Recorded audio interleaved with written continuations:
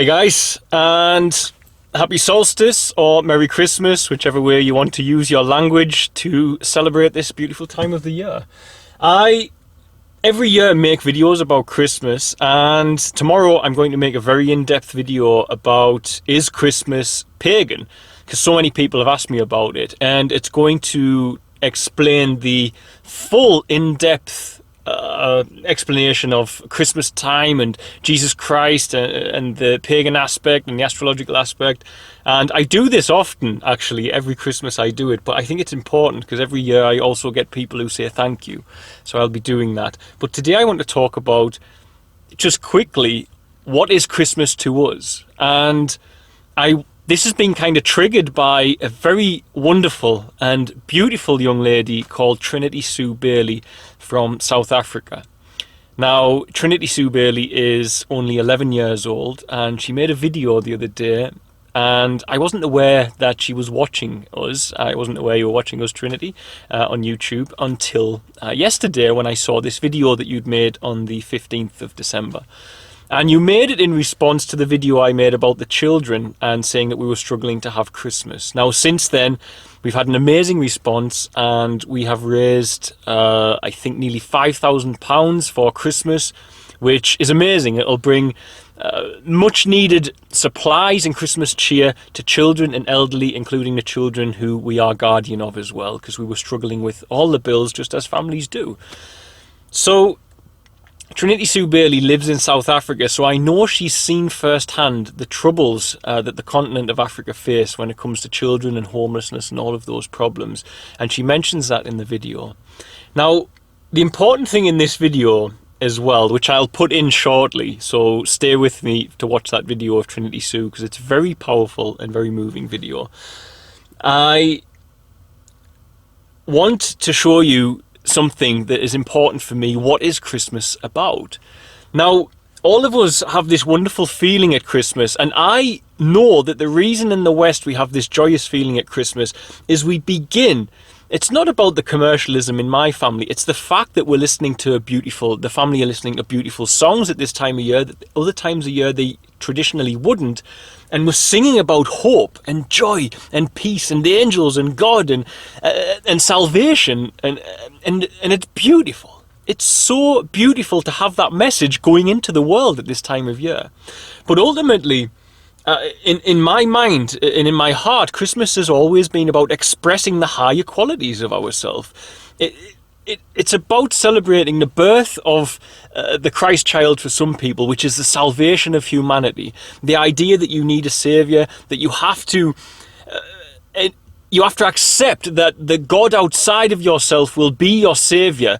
That automatically triggers an immense level of humility in a human being, and that is the powerful aspect of the Christian Christmas. Now, we know Jesus wasn't born on Christmas Day, and we also know that it is, of course, the winter solstice side of things as well, and people are celebrating that.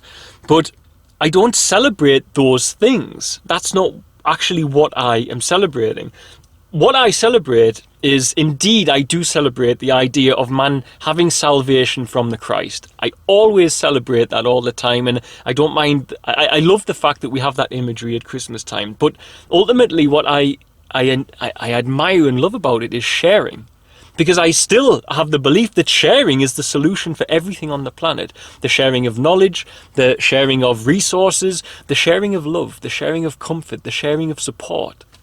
Even the sharing of our negative side is key to healing. If we're angry, we need to share why we're angry. If we're angry, sometimes we need to share healthy anger. If we are sad, we need to share healthy sadness. If we're happy, we share happiness with people who might be sad, or with others who are happy, and just build more happiness. Sharing is a stunning thing. Now, of course, we have this gift exchange going on at Christmas as well. Now, for us in Tanzania, a child can't learn to read without a book or learn to write without a pen. I've said that for years, but after the first year there, I tried to raise money for a traditional Christmas, and then I realised after I brought the stuff into Tanzania what was the most important thing, and it was the educational toys, the books and the pens, because children don't have them. And we need children to have education. They don't want to be working in quarries, getting blisters all day just so they can eat flour and water and maybe some greens the next day to barely fuel themselves themselves to do it again. Of course they don't want that. They want to be able to learn and grow and expand as we all do. Now, so that's the important part for us of Christmas in Tanzania. But the sharing part universally exists everywhere. And you'll see this wonderful young lady took it upon herself to offer one of the things from her list, her Christmas list, so as we could provide Christmas for a few children at Feather's Tail, or the children around us in Uchira and in Kilimanjaro in general, in the rural area of Kilimanjaro. Well, actually we work in the townships now as well because of Angels Gate. So this young lady understood Christmas in my eyes. She understood humanity in my eyes, because Christmas it's not, for me, a season, it's a feeling in people. And I think no matter what your beliefs are, that to turn your back on the time of year where people want to feel joy and sharing it and connect with their hearts, then I can't see a need for that. Even if something Christian belief doesn't resonate with you, pagan belief in solstice doesn't resonate with you, the idea that it's important that the shortest days of the year are over and now we're going into the longer days and toward the summer, which is the life-giving aspect of our seasons in the Northern Hemisphere. If those things are not relevant to you, if they are not relevant, still look around you and see that joy is better than sadness, and happiness and sharing is better than suspicion, and happiness and sharing is better than judgment, and it's also better than cutting off your nose to spite your face, as my dear mother used to say. And I, in history, one Christmas, after I started awakening and enlightening myself to the true origins of Christmas, I got very confused, and I was so caught up in my ego, my subconscious, and what I'd read online and what I'd studied and what I'd read in books, that I got to the point where I was thinking, oh, it's bad to celebrate Christmas. But how wrong I was, because I looked around me the next year and I was like, everyone's happy. Why can't I just enjoy that? Why is that, for whatever reason, the people are happy, they're happy. And we're giving and we're sharing. And religiously as well at this time of year, charities do better because people somehow feel that Christmas spirit. They feel that joy and they say, this is a time of giving and sharing. And the time of giving and sharing should be every day of the year. But if there's going to be a specific time inside the culture of the West who have a little more excess compared to places like Africa where I live, then why not allow them to share that? People have a little bit extra abundance here in the West. And for us as a charity, even though we are non-religiously denominational, because we are supported by people from all faiths and all walks of life, and we're not registered to promote religious ideals as a charity, so we don't go around teaching people this, that or the other in Tanzania. And we don't have any plans to do that because we serve the highest form of religion, as the Christian text says, which is and it's represented by visiting and supporting orphans and widows in the Bible. It means the most underserved members of our community and society. That's what we celebrate. That's what we do. And that's what Christmas is for us. It's sharing, it's loving, it's caring, and it's providing an opportunity for the children around us to have a little bit of magic, a little bit of joy, and the tools to learn to become more efficient and awakened and enlightened and aware human beings, because they can read and write by having a pen and a book. So Christmas is a stunning time of year, and every extra child we get to, we will be providing those tools, and we carefully select the children from the thousands around us to the most disadvantaged, the ones who don't have that opportunity. And instead of them scratching things in the dirt with a stick, which is just as adequate sometimes, at least they get to use pen and paper and read a book. And to be able to live in such poverty that you're under strain, and then to escape for the first time into a book after you've learned to read, can you even imagine the power that has in a child's life? A child who knows nothing but farming and quarry work all of a sudden reads a book. One book. Now let me tell you of a boy in Tanzania who did such a thing, and that book he read was about how to generate electricity. And that boy, from reading that book alone, went and got scrap materials and started building windmills which are charging people's mobile phones inside his village. From one book that he managed to read. He only read one book when he was little. That's the power. That's the power of Christmas, and that's the power of sharing. Ultimately, that is it. If someone gets that information to the right person, then that's it. Johnson, our oldest student who is currently studying his degree in microfinance, read a small book when he was in school on microfinance, and that was the book he had. He had a ripped book when I met him, and he said, I want to do this so I can help my village. And that's the important thing. You don't see the after effect it has, but I'm trying to tell you and show you the after effect it does have is profound. So, thank you, Trinity, for the beautiful video and the beautiful offer that you put out. And it touched my heart beyond comprehension. And I think you're a wonderful young lady. And I think you have a very beautiful heart. And as you said in your video, your heart, it makes your heart shimmer to watch us helping the children. And it made my heart shimmer to listen to you and your enthusiasm for helping the children. And also that you want to do these things when you're older as well. And because you live in South Africa, I know you see it firsthand. And I know South Africa needs to have hearts inside it, just as you have.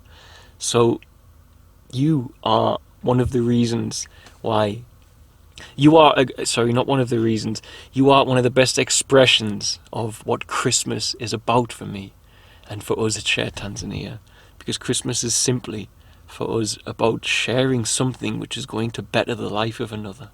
And that's it. Be it love, be it hope, be it a story of salvation, be it the offer of salvation, be it a gift even, be it some money, be it just family time with friends, be it carol singing with strangers that some of them in among the group just needed to hear it. Who knows what it can be?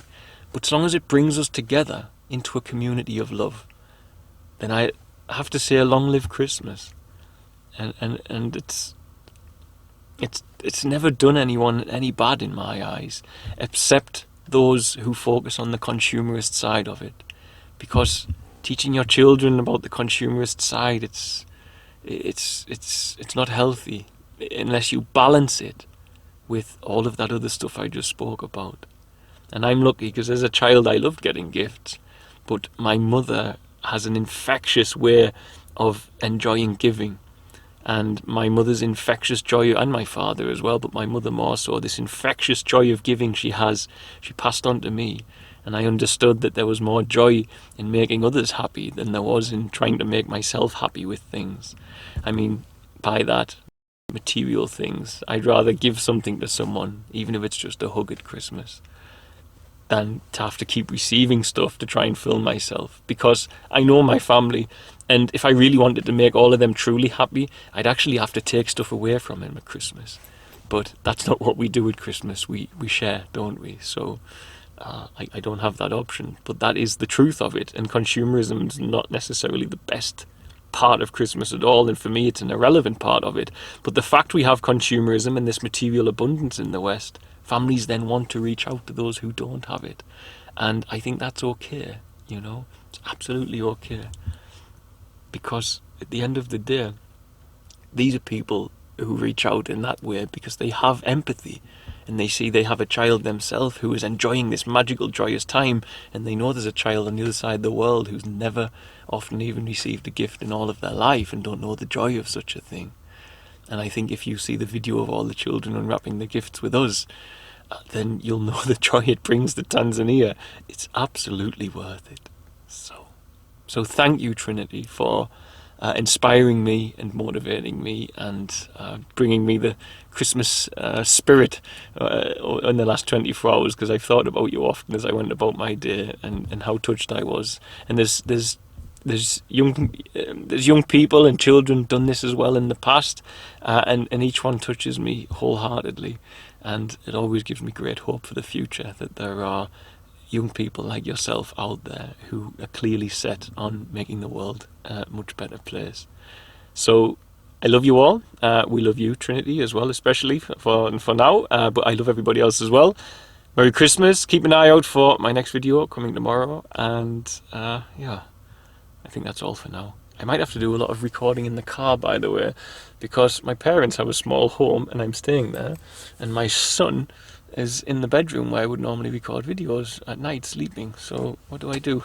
So you might see me in here a bit the next few weeks anyway. Right, God bless, guys, and Merry Christmas, whichever way you're looking at it and celebrating it. I just wish you love, joy, and a little bit of magic. those who don't believe in magic never find it after all.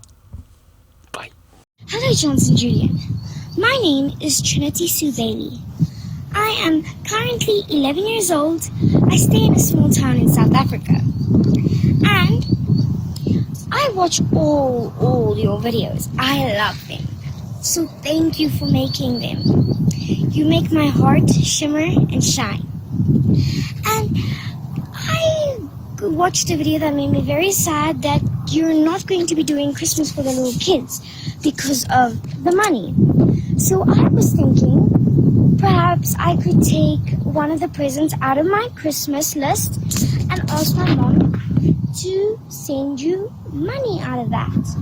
It would be 900 rand, 950 rand, because it would give 2 kids Christmas presents, and perhaps I would make some more.